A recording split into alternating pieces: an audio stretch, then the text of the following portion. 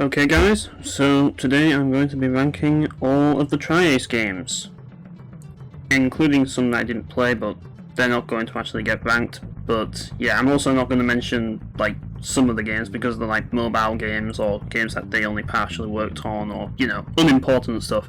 All the important Tri-Ace games basically, I'm going to be ranking them all. So yeah, get ready for me to talk about Tri-Ace games for like as long as this takes. Now, I know for a fact that Alex from TurboZone is going to complain because he thinks that I'm stealing his table of ranking series. Well, he's wrong, because technically I did it first. Check out my Warcraft 3 video and you'll see that I actually did a ranking video there. This is more of a tier list ranking though, and it's completely unoriginal. A lot of people do it, but I thought I'd just do it myself because why the hell not? It's easy to do, so yeah, let's get started. So, you all know what I think about Tri-Ace. It's my favourite company, so obviously the rankings here are going to be like based on like how they hold up as Tri-Ace games. So if it gets bottom tier, that doesn't necessarily mean I hate the game, because as you all know, I love Tri-Ace. But when I'm ranking the Tri-Ace games, I'm obviously going to be harsher.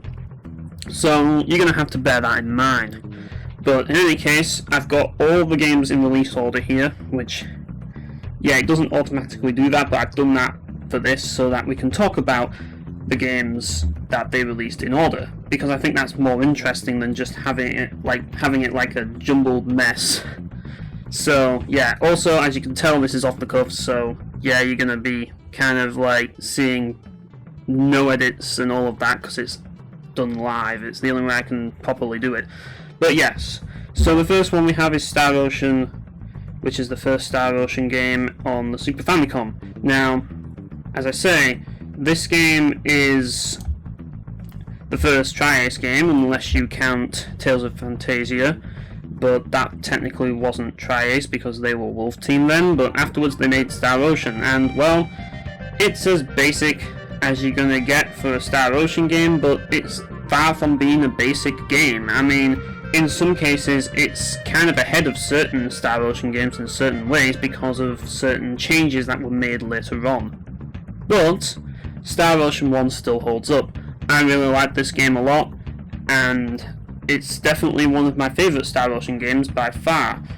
Now, the game did get a remake called First Departure, and I was not happy with the way that game looked. However, I did enjoy the new private actions that they added to the game, so it was worth playing, and it did kind of enhance the combat to make it on the same level as Star Ocean 2, so in a way, it more than makes up for it, but still, like, for me, the perfect game would have been the original Super Famicom Star Ocean in terms of its visuals, its music, and all of that, mixed in with the combat system and all the improvements in the private actions of First Departure. But sadly, that's not a thing. But if it was, it would have been amazing.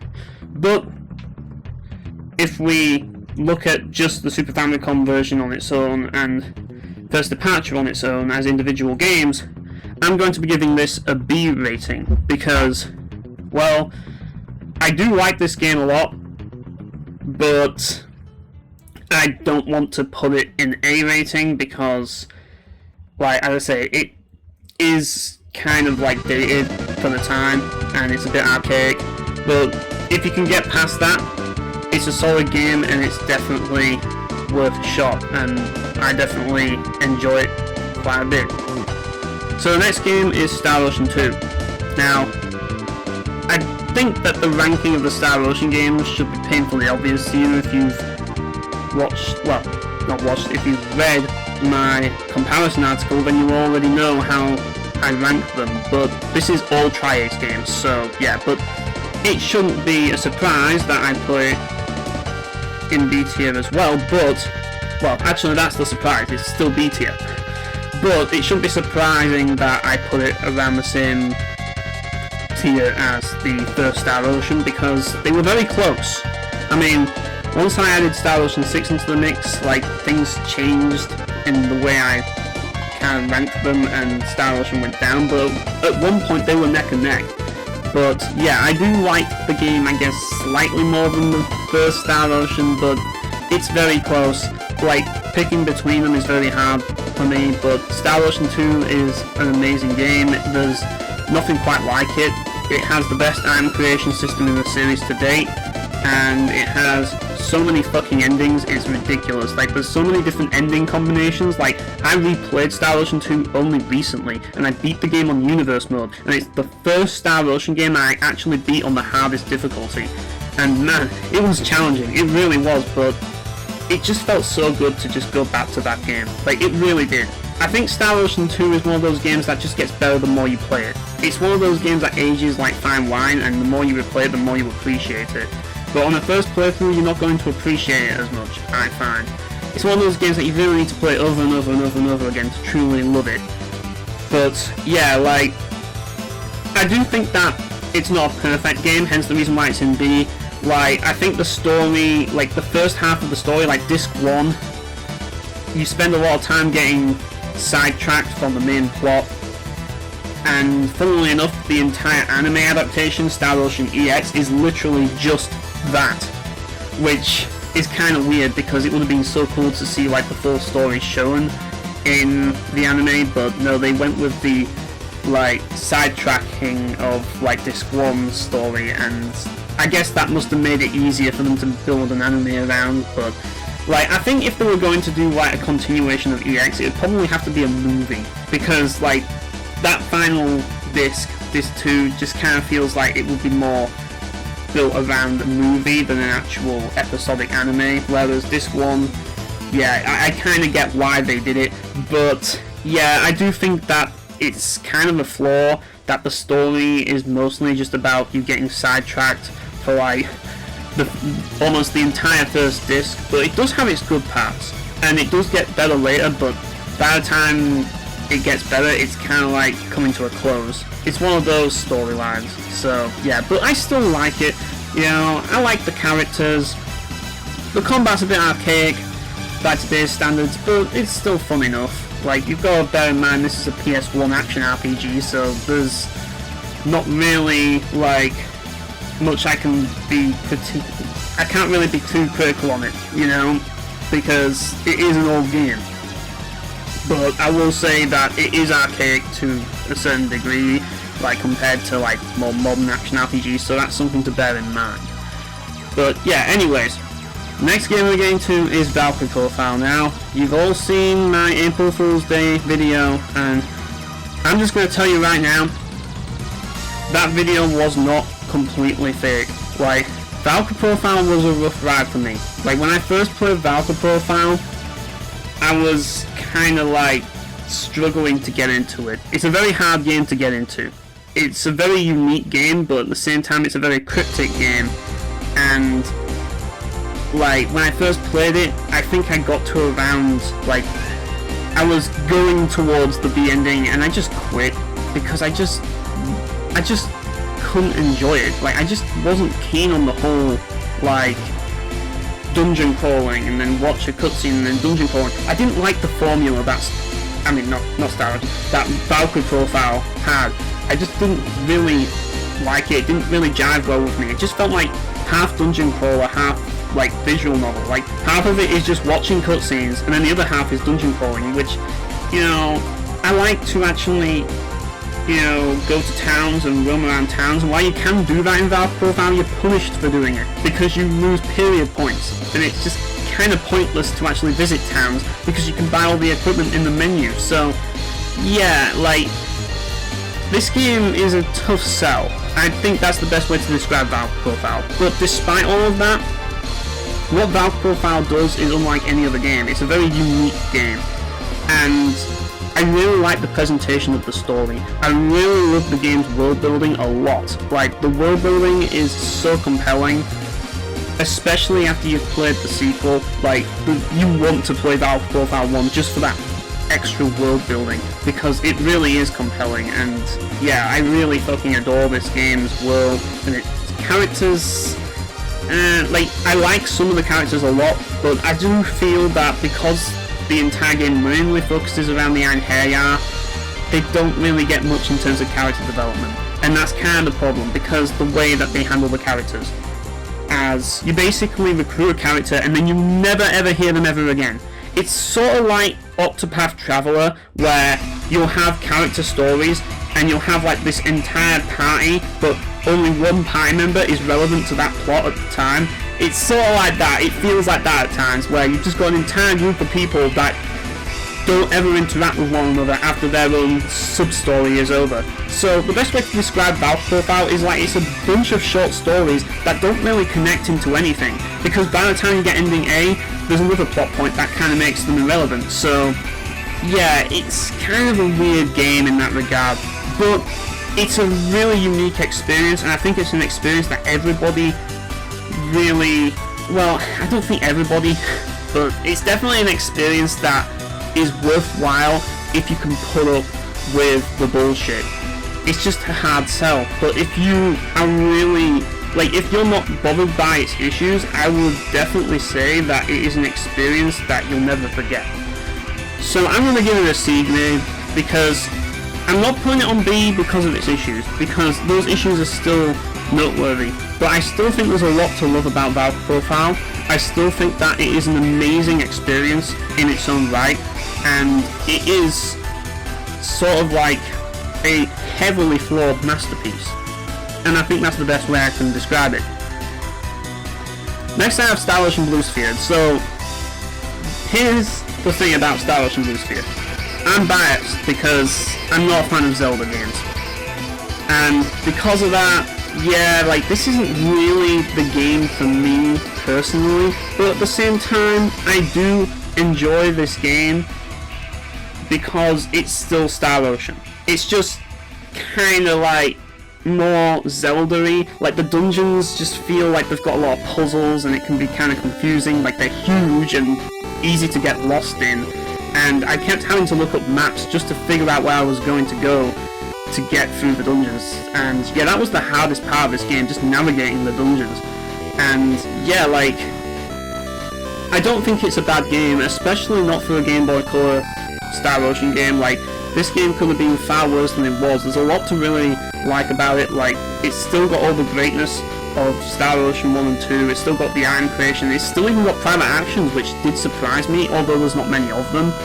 It's got the entire cast from Star Ocean 2 back, because it's a direct sequel to Star Ocean 2, and yeah, I thought it was a pretty pleasant surprise. I wasn't expecting it to be as good as it actually was, but at the same time, I also have to address the fact that it has sort of things about it that just don't cater to me at all, because I'm not into that whole, like, Zelda style of exploration and dealing with puzzles and stuff. So for that reason, I'm going to give this a C, because, don't get me wrong, I like this game, I do. I just don't think it's the game for me, but I do appreciate this game for what it is, and I think, considering the fact that it's a Game Boy Color game, I think they really did the best they could for a Star Ocean game on Game Boy Color. So it definitely, as I say, still a solid game. It's just, like, it's not really my thing personally, but I do think that some people enjoy it more than me, and there was still some fun factor, there was still some fun to be had in the game for me. It's just that it had all these other things that I'm not fond of. So yeah. Anyways, next up we have Star Ocean Till the End of Time. We know where this is going. Yep, D rating, and like, if you want an explanation, I've got a long explanation on my comparison if you want to read it, but just to be very concise, Star Ocean 3 should have been, which is what Star Ocean Till the End of Time is, by the way, Star Ocean 3 should have been the best game in the series. It wasn't. I think that's the best way to describe the game. I mean, to go into a little bit more detail, I love the world, I love what it tries to do. It's a very ambitious game. Like, the world and the story I like. I like the soundtrack a lot. The soundtrack's amazing. The only problem with the game is playing it. Like, the combat system is a mess. Item creation is fucking blasphemous. It's horrendous. Like, it's just the worst. And the skill system that the Star Ocean series has been known for was completely like removed, and instead you just kind of like put points into attributes, which is lame. So yeah, like it just felt like it was lacking that Star Ocean feel, and it's a Star Ocean game. Like even Blue Sphere had the skill system, and that's a Game Boy Color game, which, you know, they're not going to put like they don't usually put like a lot of investment into handheld games usually like that, because as I say, they have more limitations, and because of that, like, it's a much harder sell to sell a game that looks graphically the way it is, especially back in those days. Like, if it wasn't Pokemon or like something that was really big on the systems, the handheld systems, it was a really hard sell because people wanted those graphics, you know what I mean? I mean, it's a bit different today now that we have the Switch and the Steam Deck, but yeah, that's kind of what it was like back in the day, and that's probably why Star Ocean Blue Sphere never came out outside of Japan. But Star Ocean Until the End of Time, yeah, it did really well in sales, like, it really did. Like, I think with it being one of the earlier 3D action RPGs that came out before Tales of Symphonia, mind you, that's probably a big reason as well. Yeah, I think that's part of the reason why it did so well, but it also divided the fan base, and yeah, it's arguably, in my opinion, Tri-Ace's worst game that was released under Square Enix. So, yeah. Anyways, next we have Radiata Stories. I'm going to be honest, I haven't finished this game. I barely even played this game. Now, this game never got a release in Europe, so, you know, I had to play the American version. So, basically, this game, I have barely even played it, I'm just going to be honest. But from what I have played of this game, I am putting it in B tier, because I can see myself loving this game. I can see myself really liking this game a lot. There's a lot of potential in this game for me to really like it. Like, first impressions are a thumbs up from me. I'm really liking what this game is going for. The only reason why I'm struggling to finish this game, and why I haven't really bothered to go into finishing this game, is kind of because I'm scared of missing out on certain characters, because I want to get all the characters, and that's a huge thing in this game, because there's so many characters that you can recruit, it's insane. And yeah, my OCD to get every single character is kind of like preventing me from wanting to play the game and make progress, in fear that I'm accidentally going to screw something up. And yeah, that's kind of the problem. So yeah, I could put this game on either A or C later down the line. Like, my thoughts on this game may fluctuate. When I finally beat the game, I might change the rating. I mean, it could be an A tier game, it could be a C tier game, but I don't think it'll be S or D. I think it's going to be somewhere in the middle from what I've seen so far. But yeah, it's definitely good first impressions, so I'm going to put it at B for now. Just take that rating with a grain of salt. Anyways, this game needs no explanation. Valkyrie Profile 2 is the best game ever made. It is a masterpiece. Greatest soundtrack ever made. Like, one of the best, no, the best game on the PS2 by a mile. Like, great cast of characters. Amazing battle system. Most unique battle system I've ever seen. Like, I mean, as I say, like, it's just an amazing game. You know, the only thing, as I say, I was going to mention the story. Like, the story is good, but the thing about it is that I'm not really going to say that the story is like one of the greatest stories ever. I'm not going to come out and say this story is a masterpiece of storytelling, but what I will say is, while the story does have some flaws, it's still very enjoyable. And honestly, the rest of the game more than makes up for that anyways, and the story is still really good. Once you get to a certain point, you will be hooked, but it's just getting to that point. However, the rest of the game, solid. I can't fault it in any way. Like, it is amazing. Sure, you could say there's some nitpicks that I have about the game, but they're not enough to ruin or change my viewpoint on the game, because the rest of the game is just so fucking good that I don't fucking care. This game is the best, and it always probably will be, because the chances of us getting a game as good as this ever again are very low, like extremely low. So yeah, just putting it out there.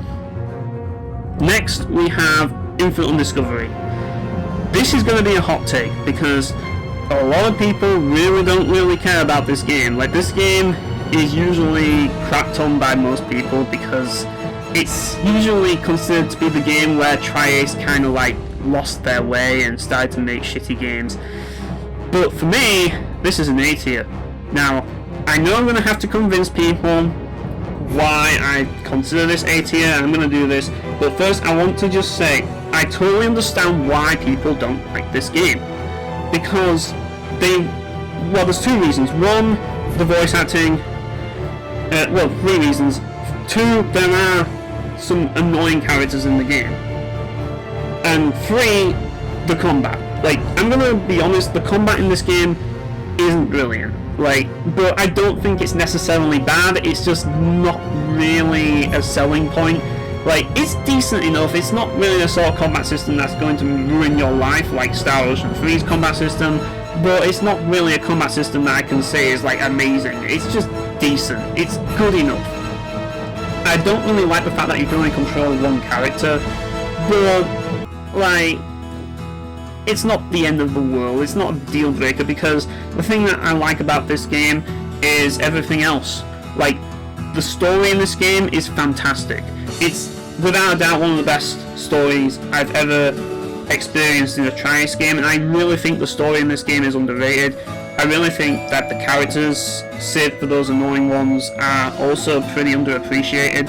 Like, there's a lot to love about this game, and it's a very important game to me because without this game I probably wouldn't have given Tri-Ace a second chance, because I was kind of like, after playing Valkyrie Profile, I was kind of like, yeah, maybe Tri-Ace isn't really the company for me. Little did I know.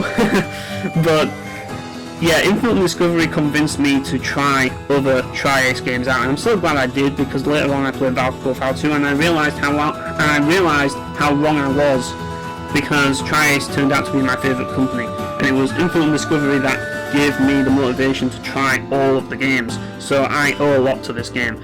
Also, Valkyrie Profile 2 may have my favourite soundtrack of all time, and my favourite soundtrack from Motoi Sakuraba, but Infinite Undiscovery has my second favourite soundtrack from Motoi Sakuraba, and the soundtrack of Infinite Undiscovery feels like a love letter to Valkyrie Profile 2's soundtrack. Like, the music titled Dewdrops in the Morning Wind, that feels like a more faster paced version of Public Peace and Soft Sunlight from Valkyrie Profile 2. It really does. It feels like a homage to that song. And it plays really early in the game, and it's just, yeah, the soundtrack is fantastic. I absolutely adore it. Next we have Valkyrie Profile Covenant of the Plume. So, we didn't get a Valkyrie Profile 3, instead we got this, Valkyrie Profile Covenant of the Plume. Now, this is a tactical RPG, so it's kind of like the sort of thing like Shining Force, you know, Fire Emblem, all that stuff. You know, where it's on, I don't know if Shining Force is on a grid, but Fire Emblem is, like, it's on a grid and you kind of like move your characters around. It's more like Final Fantasy Tactics, really, than any of them, really. I don't know why I even brought up those games, because it's more like Final Fantasy Tactics, but Valkyrie Profile Covenant of the Plume puts a different spin on it, and I'm not a huge fan of that genre. I really struggle to get into tactical RPGs, but Valkyrie Profile Covenant of the Plume feels like the tactical RPG for people who don't like tactical RPGs, and I was pleasantly surprised with it. I thought I was going to have a tough time getting into it, although obviously I had to go and get it after playing the amazing Valkyrie Profile 2. I'm like, I have to play this, and honestly I wasn't disappointed in the slightest. This game's combat is really well made, as it really comes up with some interesting concepts that other tactical RPGs really should follow, like for example the formation system. I really love that. It's a really cool idea, like where you position your characters really matters, because if you have two characters next to an enemy, both of them will be able to attack in the same turn, but the same can happen to you, so you have to be mindful of that. You have to like be careful not to like have like the enemy like get near another enemy which is both next to you and then both hit you. And ideally you want to get all of your group together so that it's not just a one-on-one encounter, because if it's a one-on-one encounter you won't be able to get a soul crush.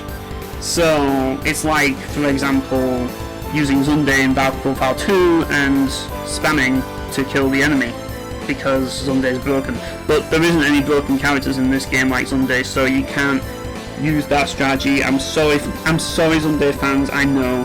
I know you all want to break the game, but Valkyrie Profile Conquer the Plume is so fun that you'll be able to tolerate the inability to break it.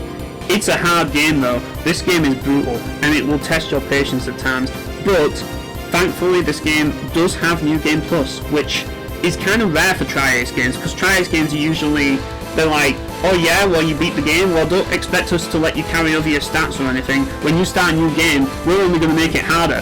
So yeah, but this actually has New Game Plus, so you can carry everything over. So if you don't get the ending you want, you can retry with all of your equipment, and it makes it so much easier, and it makes getting ending A so much easier, which I wish Valkyrie Profile 1 did that. Yeah, I'm looking at you, Valkyrie Profile 1. Plus ending A of Valkyrie Profile Conquer the Plume is a tearjerker. I'm just going to put it out there.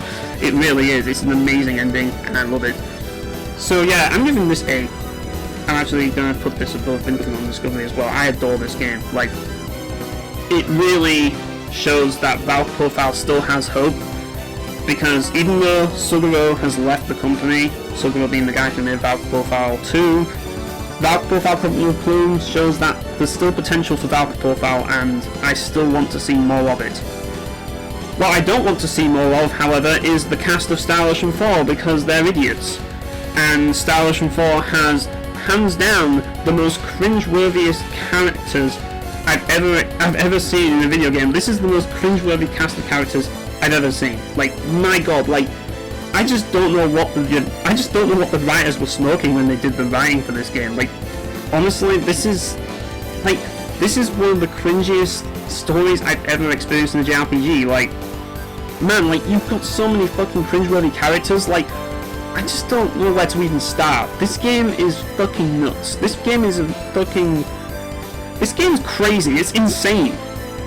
But what I will say about this game is it is very fun to play. It's basically the polar opposite of Star Wars Until the End of Time, because instead of it actually being like a convoluted mess of a combat system, it's actually a very smooth but interesting combat system, because it adds new systems, but it also removes all of the issues that Star Ocean 3 had and makes it easier to pick up and play.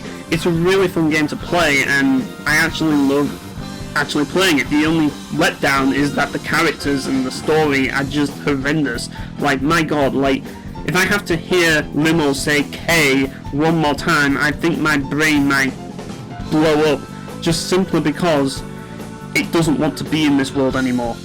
Like, this game made me dumber. I'm just gonna say it. Like, this game's story introduced me to what being dumb is like. So, I'm gonna give this game a C rating, because here's the thing. I do think this is a good game. I do think that the game is fun to play.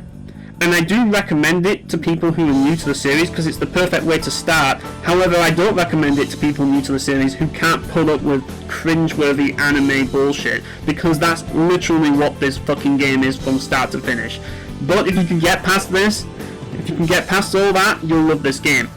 It's just, you won't be able to take the story seriously, because the story, even though it tries to go somewhere, it's just so hard to take it seriously when the cast of characters are as ridiculous as they are. So yeah, it's a hard sell for some, just like Valkyrie Profile, but in a different way. I mean, it's an easier sell for me because I can put up with that shit. I just laugh it off.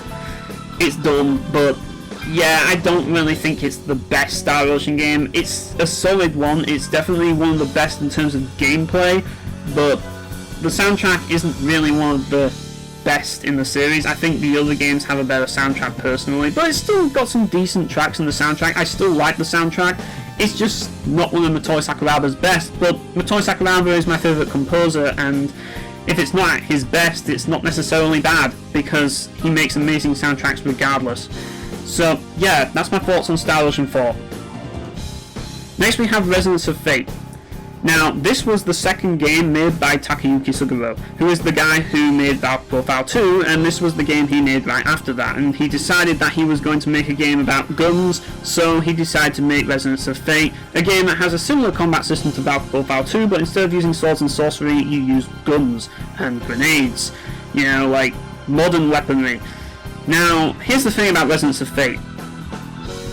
Like, it's one of the more unique combat systems out there. I mean, it's not really as unique if you play Valkyrie Profile 2, but man, I will say that this is probably the most complicated combat system I've ever experienced. in my life. Like, just figuring out how to play this game's combat system is an absolute fucking nightmare.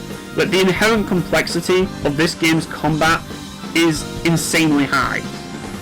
But the emergent complexity of this game's combat isn't necessarily high once you know how to actually get through it. Once you know the trick to actually beating this game, it gets a lot easier. But at the beginning, it's going to be brutal. But still, I do like the idea of the combat, and I think it's a really cool and interesting combat system, so I've got to give praise where praise is due. The problem is that the story is shit. Now, don't get me wrong, there's some fun moments in this game, fun character moments, but the problem with this game is, well, it's kind of like one of those animes that sort of like builds up to this grand finale and has all this foreshadowing throughout, but like, and at the end, the final episode of the anime, everything just comes together and everything just happens all at once, and it just expects you to like remember all of the little foreshadowing that happened beforehand, but you weren't paying attention. That's kind of what the story of this game's like. Like, it just shoves little tiny, like, moments of, like, foreshadowing and, like, into the story that you can't pay attention to because, like, it's delivered in such a painfully uninteresting way, and the only fun parts of this game are the character interactions when they're just doing dumb shit. The thing that annoys me the most about this game's story, though, is most of it is basically you just doing odd jobs for people. So it's basically just you going around and just doing odd jobs. It's kind of like an anime, an episodic anime in that sense, in the sense that every single chapter of Resonance of Fate is like an episode of an anime. It's like, for example, I don't really know many animes to bring an example of, but like you have like a mission to do, and like it's just some arbitrary mission or something silly, and you have to do some like silly nonsense that doesn't really have anything to do with the grand scope of the plot. It's just some sort of like fetch quest or something, and like they make a big deal out of it, and there's usually some humorous scenes connected to it. But that's about it, really. I mean, other than that, it's just the little subtle moments. And yeah, because of that, I'm going to have to put this in D, but I'm putting it higher than Star Ocean 3 because I do think that the combat is more interesting than Star Ocean 3's combat. But yeah, I mean, it does have some cool things like the ability to like dress up your characters in all sorts of outfits without charging fucking DLC prices for it, you know what I mean, like we do today. Like every single fucking game has to have fucking DLC outfits and shit. All the outfits are in game in this one, and you can basically customize the appearance of your characters, which is something that is cool. But I can't, like, I can't ignore its flaws. It's got issues, but I do still appreciate what this game tried to do. I just think there's just way too many issues, and that's why it's D. Anyways, I'm just gonna get all of these out of the way. This is where Tri-Ace kind of like weren't making games with Square Enix, and most of their games were like only in Japan. So like Frontier Gate, Monster Hunter clone that has a turn-based combat system, that's literally all I know about it.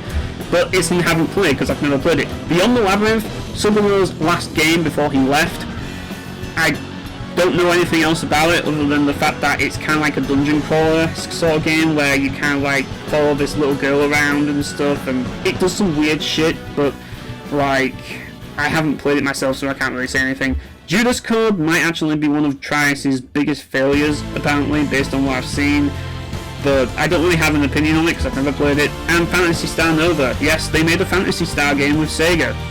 I know, I've never played it, and it was never released over here, but if you like Phantasy Star, if you like Sega, you know, maybe you want to import this. But I'm not a Sega fan, so, you know, I'm not really a big Phantasy Star fan either. But, I mean, I'm not knocking the game, I'm just saying that I'm not going to go out of my way to just import this game. But if the game did get localized, I might actually try a Phantasy Star game because it's been made by Tri-Ace, even if it is a Sega game. But it never got released over here, so yeah, probably never going to play it.